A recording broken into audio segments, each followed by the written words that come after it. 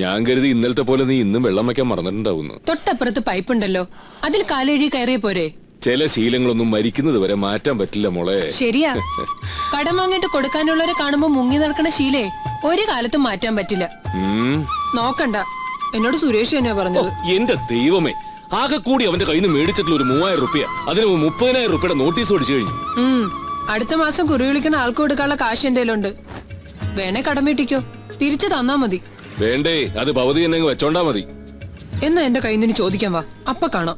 ഓടി കിടന്നു. പ്രഭേ, ഓ, നിന്നോട് ഗോമതിക്ക് എന്തോ പറയണോന്ന്. വല്യമ്മായിക്ക് എന്നോട് എന്തെങ്കിലും പറയാൻ അമ്മയുടെ സപ്പോർട്ട് എന്തിനാ? എന്താ വല്യമ്മായി? കാശിന്റെ കാര്യാവും, അല്ലെങ്കിൽ ഇങ്ങനെ ഒരു ഇൻട്രൊഡക്ഷൻ ഉണ്ടാവില്ല. ആണെങ്കിൽ തന്നെ നിനക്ക് എന്താണ് ഇത്ര വലിയ ഛേദം? എന്റെ പ്രഭയോട് ചോദിക്കാനേ എനിക്കാരും സമ്മതമൊന്നും വേണ്ട. മോനെ പ്രഭാകര, എനിക്കൊരു 25,000 രൂപ